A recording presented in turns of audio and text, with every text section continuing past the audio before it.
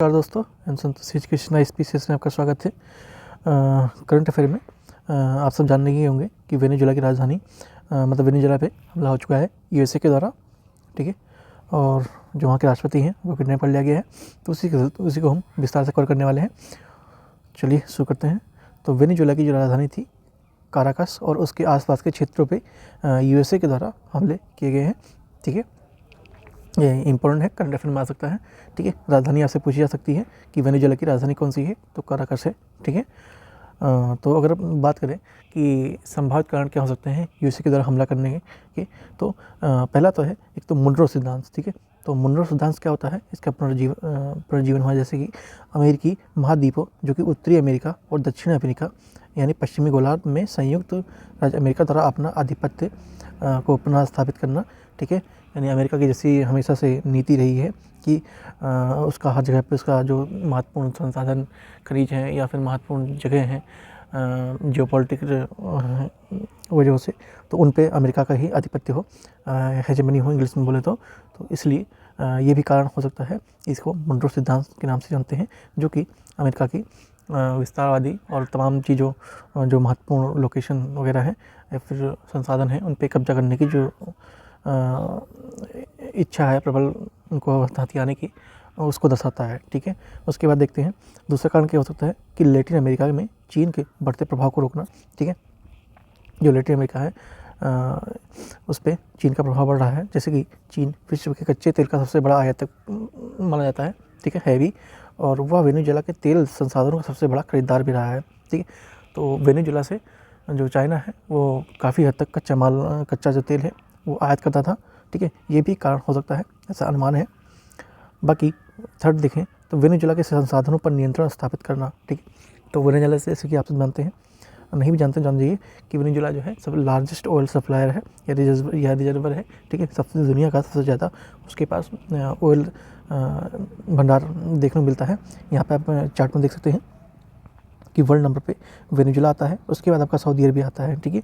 Saudi Arabia आपका second number पे आता है, ये ध्यान रखेंगे, ठीक है। उसके बाद आपका ईरान, कनाडा, इराक, यूएसए वगैरह इस तरह आते हैं, ठीक है। तो सबसे बड़ा सप्लायर जो है वो वेनेजुएला हो जाता है क्रूड ऑयल का।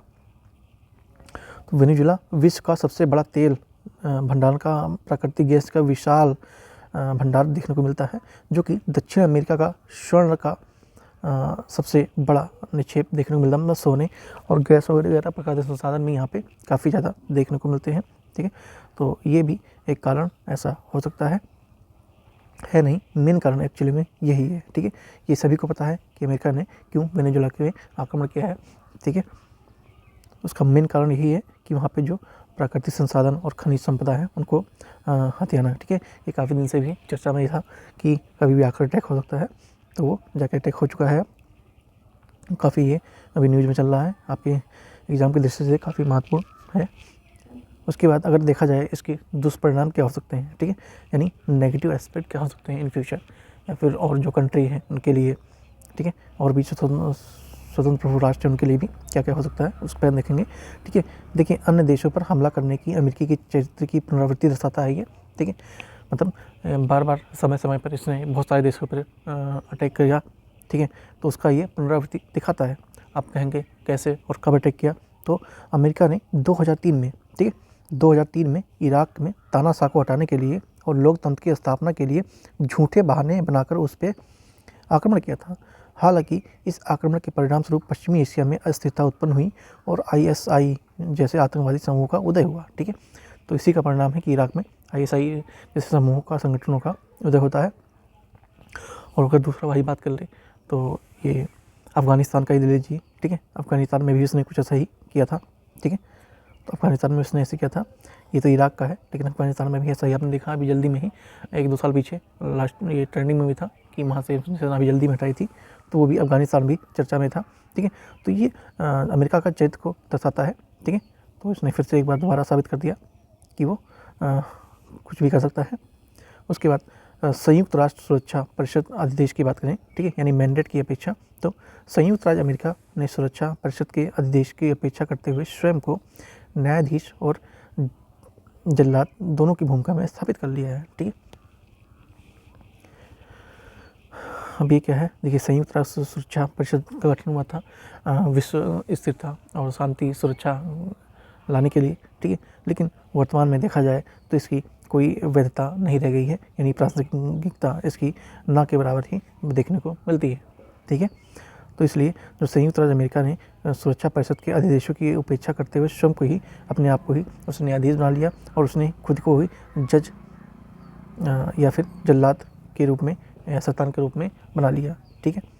यानी वो चाहे तो जिस पर आक्रमण कर सकता है, वो चाहे तो सज़ा दे सकता है, ठीक है। वो खुद ही अपने आप को न्याय का न्यायाधीश मानता है और एक तरह से शैतान के रूप में भी देखने को मिलता है एग्जीक्यूटिव, ठीक है।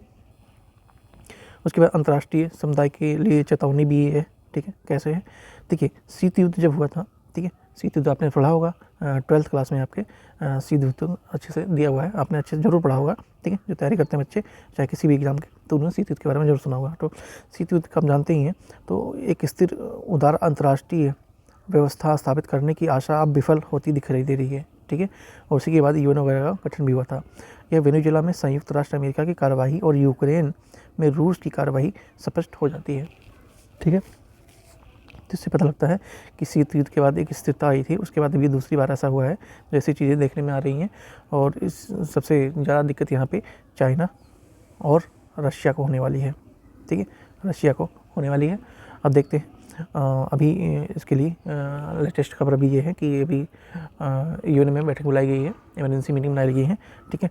और इसमें चाइना और रशिया ने इस चीज़ का विरोध किया है, जो कि उनके प्रेसिडेंट को किडनैप कर लिया गया है, ठीक है।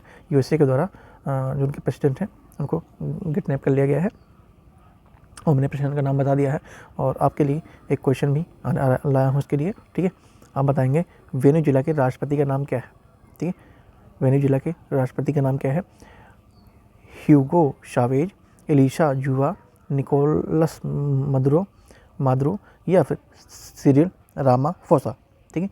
तो कमेंट बताएंगे कि वेनेजुएला के जो राष्ट्रपति हैं उनका नाम क्या है, ठीक है। देखते हैं आपको याद है कि नहीं याद है।